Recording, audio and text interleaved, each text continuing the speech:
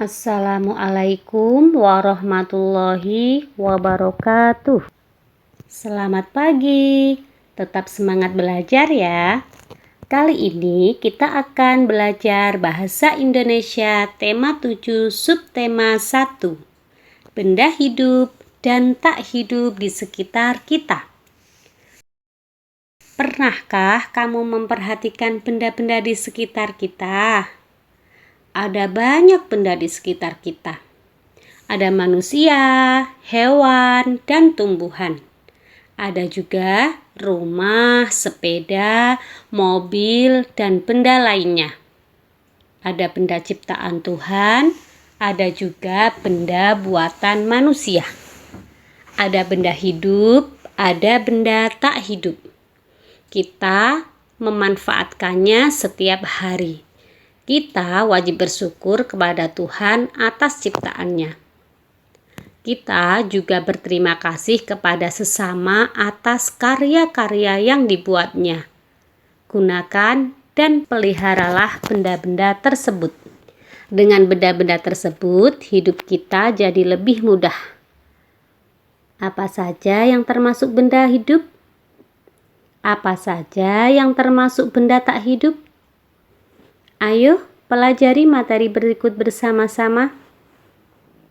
Benda dibedakan menjadi dua, yaitu benda hidup dan benda tak hidup. Benda hidup disebut juga makhluk hidup. Benda hidup merupakan ciptaan Tuhan. Benda hidup memiliki ciri-ciri, antara lain memerlukan makan dan minum, dapat bergerak, dapat tumbuh dan berkembang, dapat berkembang biak dan dapat bernapas. Berikut penjelasannya. Benda hidup memerlukan makan dan minum. Makhluk hidup memerlukan makanan. Manusia membutuhkan makanan untuk tumbuh dan mendapat tenaga untuk melakukan kegiatan. Makanan yang baik untuk pertumbuhan dan kesehatan adalah makanan yang bersih dan sehat. Daging, buah-buahan, dan sayuran termasuk makanan sehat. Makanan sehat sangat penting untuk kesehatan. Kita juga harus makan secukupnya. Benda hidup dapat bergerak dan berpindah tempat. Benda hidup bergerak dengan berbagai cara. Ada yang berjalan, berlari, terbang, dan lain-lain. Tumbuhan juga makhluk hidup, tetapi tumbuhan tidak berpindah tempat sendiri. Tumbuhan bergerak ke arah cahaya matahari. Arah tumbuh dari tumbuhan selalu mengarah ke sinar matahari. Dahannya akan bergerak menuju arah sinar matahari.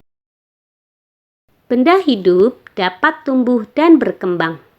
Benda hidup mengalami pertumbuhan dari ukuran kecil menjadi bertambah besar, dari ukuran pendek menjadi bertambah tinggi. Hewan, tumbuhan, dan manusia mengalami pertumbuhan. Manusia dari bayi tumbuh besar terus sampai menjadi dewasa. Demikian halnya dengan hewan dan tumbuhan.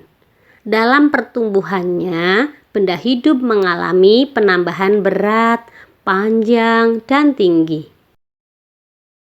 Benda hidup dapat berkembang biak. Benda hidup berkembang biak untuk mendapatkan keturunan, juga untuk memperbanyak jumlahnya.